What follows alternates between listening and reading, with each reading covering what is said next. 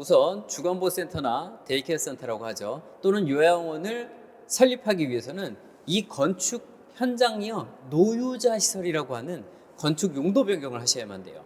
그게 바로 우선적인 건축 허가고요. 그렇게 해서 노유자 시설에 맞게 모든 허가 조건을 맞춰 공사를 하고 난 다음엔 집기와 서류 그리고 직원 세팅까지 모두 마친 다음 다시 한번 사회복지과 인허가 심의를 받으셔야 됩니다. 이렇게 현장을 보시면요, 공사가 이루어지기 전에 또는 고객이 나 여기 하고 싶은데 여기 어떤가요? 라고 문의 단계에서부터 제가 현장을 나갑니다. 안녕하세요. 시니어 세상의 강 대표입니다. 미리 말씀드릴게요. 오늘 영상은 간만에 장교양 사업에 관심 있는 분들을 위한 영상입니다. 지금 보고 계시는 이곳은 대략 실평수가 110평이 넘어가는 대형 상가인데요. 바로 이런 상가 시설이 노인 주간보호 시설로 변경되는 일, 이 작업을 일반 식당이나 카페 창업 정도로 생각하는 분들도 계신데요. 사실 비교도 안 될 만큼 쉽지 않은 일입니다. 그래서 막상 창업을 고민하다가도 중도에 포기하거나 쓸데없는 비용 지출이 많아지는 것도 사실입니다.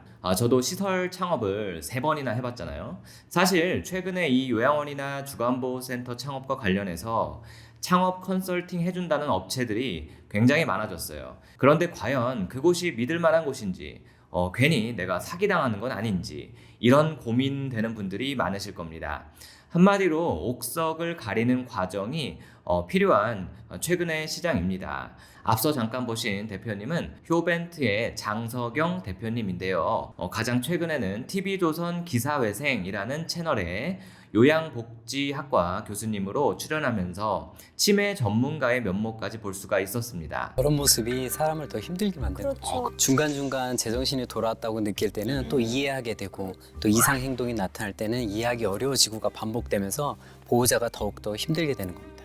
제가 따로 조사를 좀 더 해보니까 관련된 경력과 이력이 어마어마했습니다. 현재 요양원을 대표 직책으로 운영을 하고 계시면서 경기도 촉탁의사협의체 위원, 치매 관련 학회 이사 및 협회장, 그리고 무려 5개의 대학에서 요양, 복지에 대한 강의를 하고 계셨습니다. 이외에도 저널이나 유튜브 채널 운영 등으로 요양 사업이나 노인 비즈니스에 관심이 있는 분들과 지속적인 소통을 하고 계셨습니다. 자, 그런데 본인의 경력만이 아니라 운영하시는 요양원 평가도 엄청났습니다. 최근 2년 연속으로 보건복지부 장관상을 수상한 시설이었어요. 그리고 이건 여담이지만 이곳의 요양보호사 선생님들의 급여가 전국에서도 거의 손꼽히는 수준이었습니다.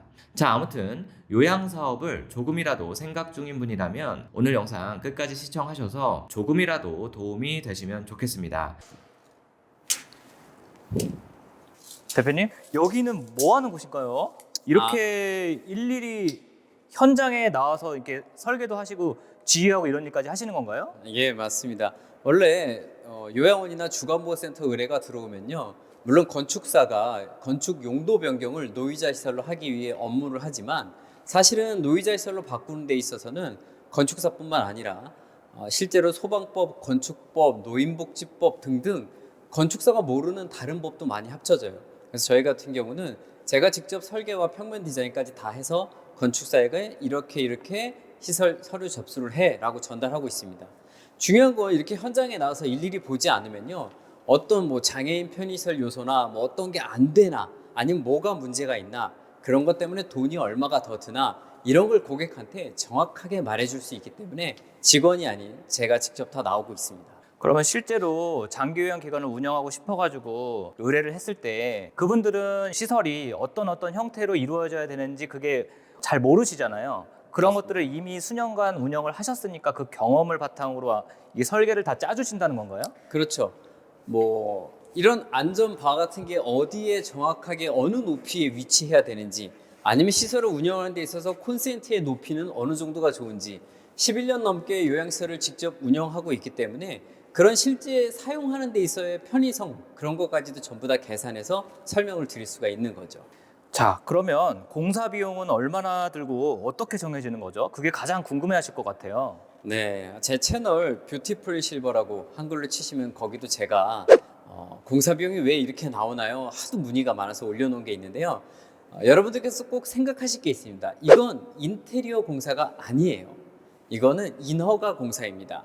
그렇기 때문에 정해진 법대로 건축 자재를 사용해야만 하고 정해진 필증과 허가 양식을 갖춰야만 하기 때문에 뭐 식당이나 카페 같은 거 꾸미는 것보다는 당연히 돈이 좀 더 들어갈 수밖에 없어요.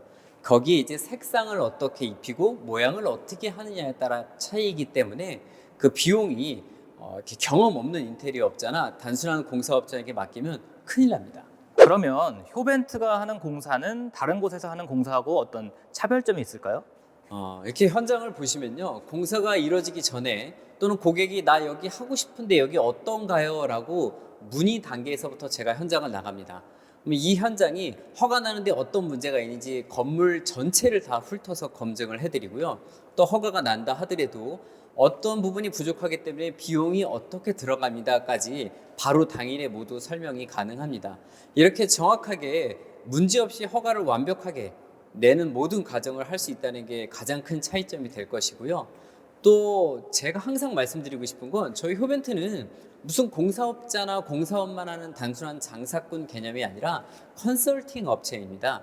이 차이가 뭐냐면요, 고객이 예를 들어 나는 1억이 있어. 그럼 1억 안에 나는 이 일을 하고 싶은데 맞춰서 설계를 해줘. 그러면 거기에 맞춰서 안내를 해드리고 그 금액으로 뭐가 부족하다, 아니면 그 금액으로는 어느 정도 할 수 있다를 처음부터 끝까지 안내해드리는, 그렇게 설계해서 완성시켜드리는 역할을 하는 게 컨설턴트의 임무입니다. 간혹 그냥 공사업자들한테 맡기면 이거 공사하는데 뭐 2억이에요. 그 이하 아니면 안 돼요. 라고 해놓고 공사하다 보면은 이런 게 또 허가사항에 필요하네요. 얼마가 추가해요. 이런 경우가 정말 많은 거 보셨을 거예요. 저희 효벤트는 그래서 아예 계약서에 딱 명시합니다. 효벤트는 고객에게 추가 요금을 요청하지 않음이라고 아예 계약서에 명시하고 시작하게 됩니다. 일반인들은 허가라는 부분이 어떤 내용인지를 모르는 분도 많거든요. 허가가 어떤 내용인지 좀 설명 좀 부탁드릴게요. 자, 우선 주거안보센터나 데이케어 센터라고 하죠. 또는 요양원을 설립하기 위해서는 이 건축 현장이요, 노유자 시설이라고 하는 건축 용도 변경을 하셔야만 돼요. 그게 바로 우선적인 건축 허가고요.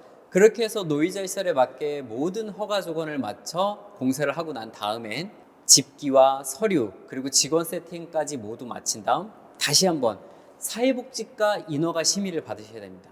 이 사회복지과 인허가 심의를 받아야만 최종적으로 고유번호증, 즉 사업을 할 수가 있는데요.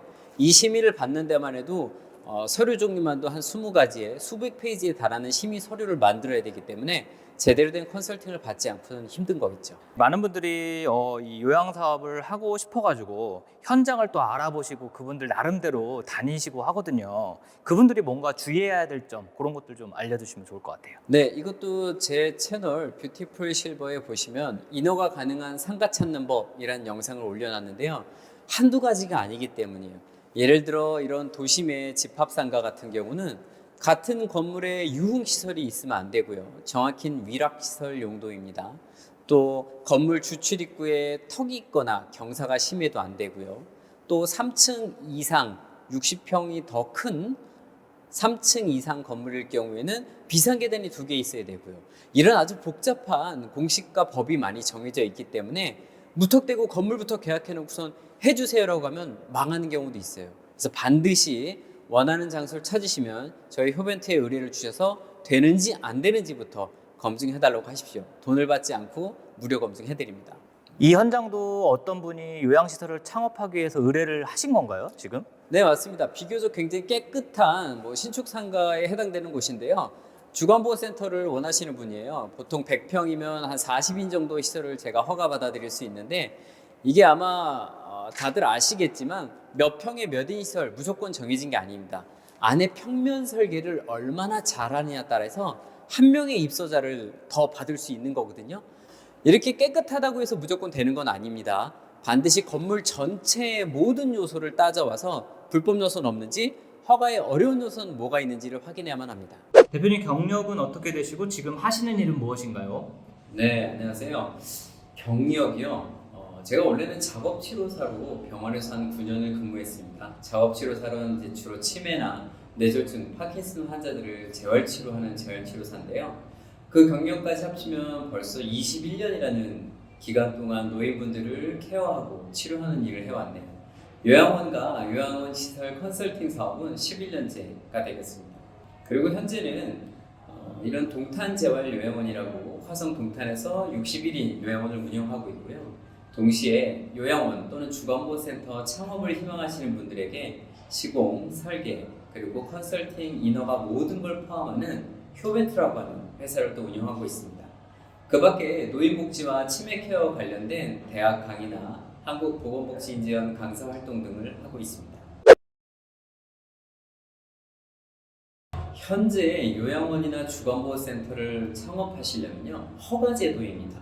즉 내가 하고 싶다고 아무나 하는 게 아니라요, 정해진 시설과 건축법, 소방법 등을 모두 갖춰서 시설을 만든 후에 다시 한 번 더 그 시에 사회복지과의 인허가 심의를 통과해야만 차릴 수가 있죠. 그 모든 과정이 굉장히 어렵고 여러 가지 법이 상충되기 때문에 개인이 아무것도 모르고 혼자 하셨다가는 자칫 망하는 수가 있습니다. 그래서 꼭 저희 효벤트 같은 전문 컨설팅이 필요한 거고요.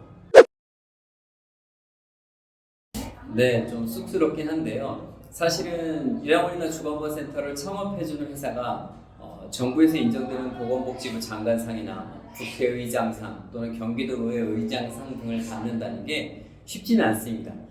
그러려면은 저희 회사가 투명해야 되고 또 공적으로 노인복지 분야의 많은 공로도 인정을 받고 또 분쟁이나 어떤 사고 사례가 없어야만 가능한데 전국에서 이런 상을 하나라도 받은 곳은 저희 효벤트가 유일하고,